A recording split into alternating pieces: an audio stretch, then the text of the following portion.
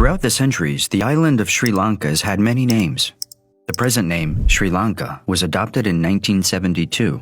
Formerly, during British colonial rule, it was known as Ceylon, but it's just one of many names Sri Lanka had in the past. Out of these, the name Taprobane caused quite a stir among historians and cartographers.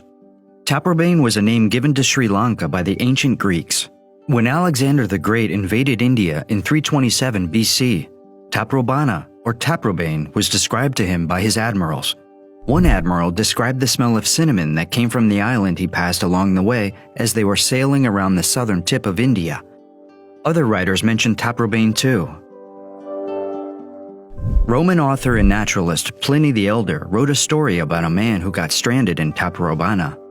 He writes that the forest of trees grew in the seas that surrounded the island and that its inhabitants hunted elephants, tigers, and turtles with large shells. Pliny also described that the island was inhabited by ceopods. Supposedly, these ceopods had one large foot, which they used for shade. In 290 BC, Greek explorer and historian Megasthenes also wrote about Taprobana. He mentioned that the island was divided by a river, which some claim may be the Mahabeli River in Sri Lanka. He further stated that one part of the island was filled with wild beasts and elephants, and that the elephants were better for war than those of India.